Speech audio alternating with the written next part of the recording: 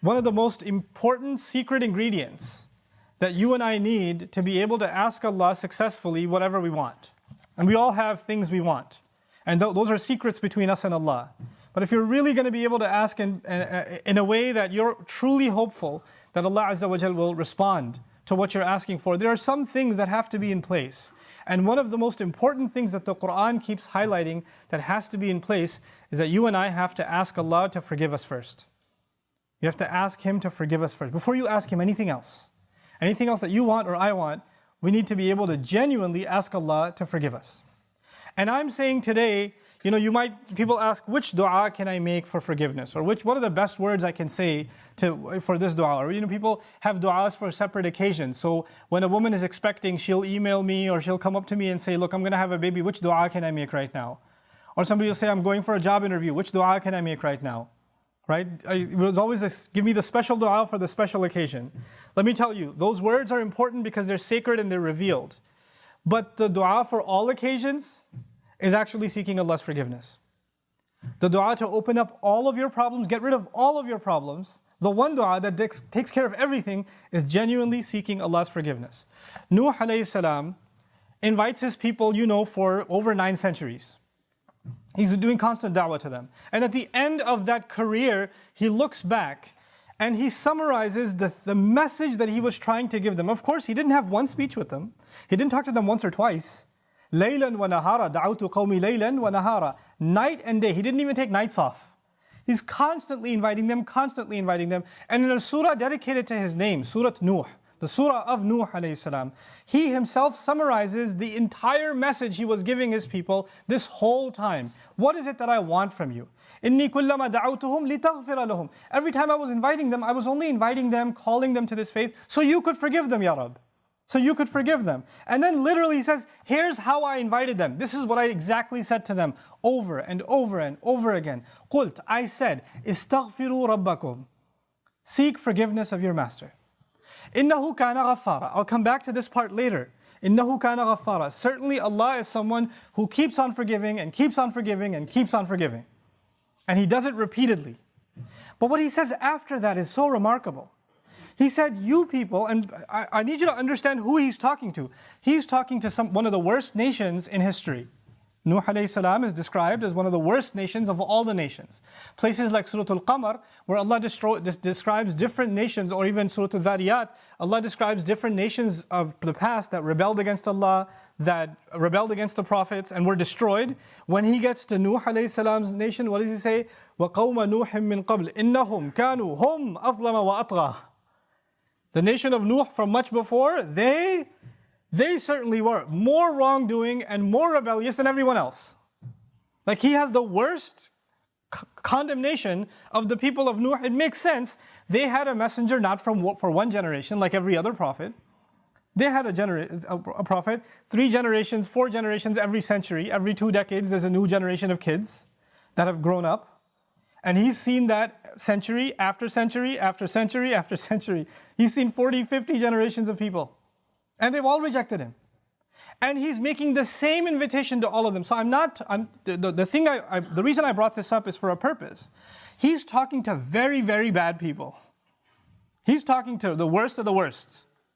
What offer does he make to them? He says, istaghfiru rabbakum. Seek forgiveness of your master. Innahu kana ghaffara. He keeps on forgiving over and over and over again. You guys have been messing up over and over again.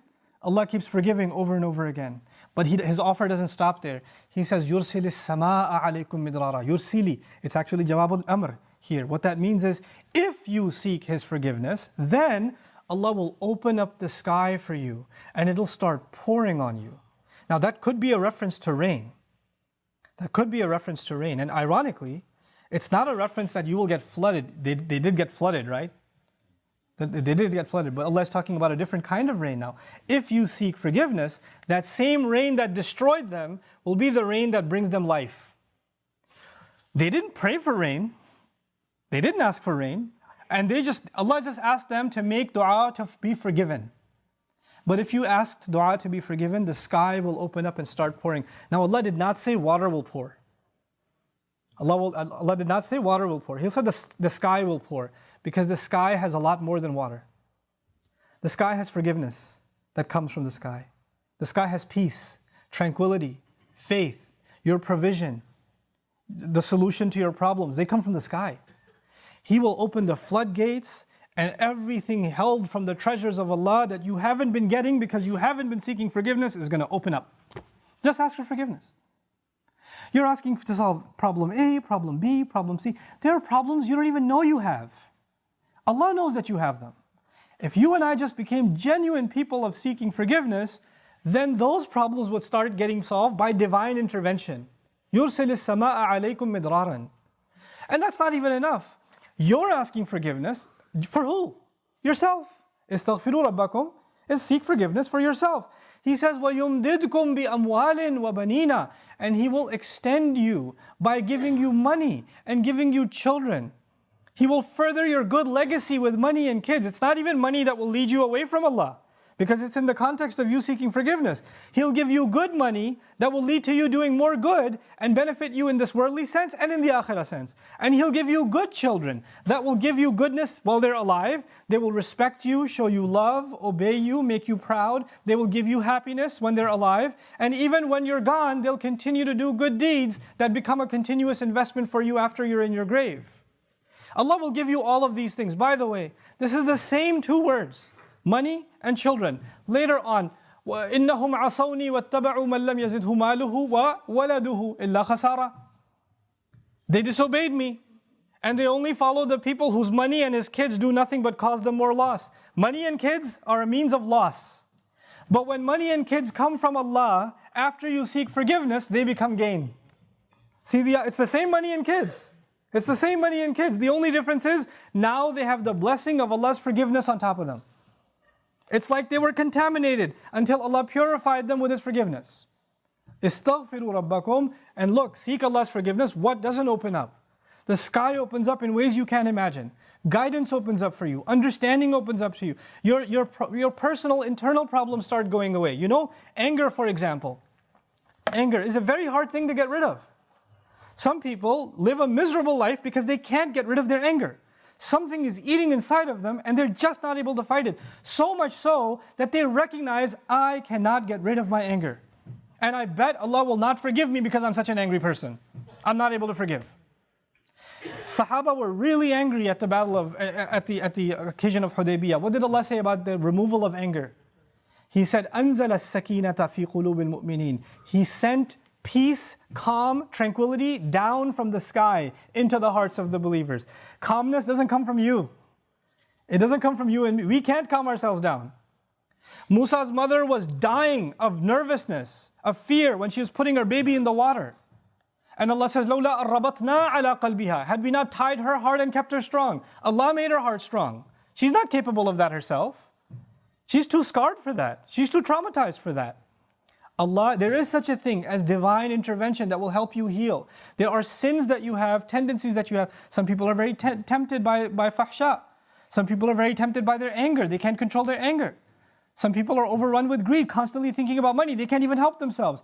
The solution to these problems comes from Allah. This is how the sky opens up.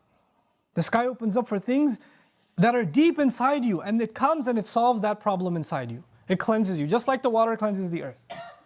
So يُمْدِدْكُمْ بِأَمْوَالٍ وَبَنِينَ. But that's not enough. He says, وَيَجْعَلْ لَكُمْ جَنَّاتٍ وَيَجْعَلْ لَكُمْ أَنْهَارًا. He'll put in place for you gardens. He'll make rivers flow for you. This is Allah's way of saying, what will I not give you if you just ask for forgiveness? You and I think when we ask for forgiveness, the only thing we're getting is forgiveness. Allah is telling us, when you ask for forgiveness, there's nothing I don't give you. It's almost like you can ask for other things, or you could just ask for forgiveness and everything's covered. Everything's included. What's left? Money, children, the sky's opened up for all of your problems, gardens, rivers, all of it's ready to go. And by the way, seeking forgiveness, we're learning now, you would think, normally a person would think, when they're asking Allah's forgiveness, then, it's going to help them in their akhirah. It's going to help them in their afterlife. These ayat are telling us, no, Allah is not only going to help you in your akhirah, He's going to help you where? In this dunya. Think about Hajj. The biggest motivation you and I have for going to Hajj and getting our Hajj accepted is that our past sins are forgiven. We get a fresh start. That's the reason you go. You literally go in the clothes you're supposed to be buried in. Even in Hajj itself, when we're going to make the march, ثُمَّ أَفِيضُوا مِنْ حَيْثُ أَفَاضَ النَّاسِ وَاسْتَغْفِرُوا اللَّهِ. Go where people go, follow the people, follow the crowd, and seek Allah's forgiveness. Pour in and seek Allah's forgiveness. The essence of Hajj is seeking forgiveness. That's the purpose of it. That's the fundamental goal of it. And even in that, at the occasion of Hajj, what do we ask Allah? رَبَّنَا آتِنَا فِي الدُّنْيَا حَسَنَةً وَفِي الْآخِرَةِ حَسَنَةً. Every tawaf. Same dua, the dua from Quran that describes what you should do at Hajj. وَمِنْهُمْ مَنْ يَقُولُ رَبَّنَا آتِنَا فِي الدُّنْيا وَفِي الْآخِرَةِ رَبَّنَا آتِنَا فِي الدُّنْيا حَسَنَةً وَفِي الْآخِرَةِ حَسَنَةً وَقِنَا عَذَابَ النَّارِ. Give us good in this life and the next life. In other words, give us the kind of good in this life that guarantees the good of the next life. There is such a thing. And you can get all of it when you and I are genuinely seeking forgiveness.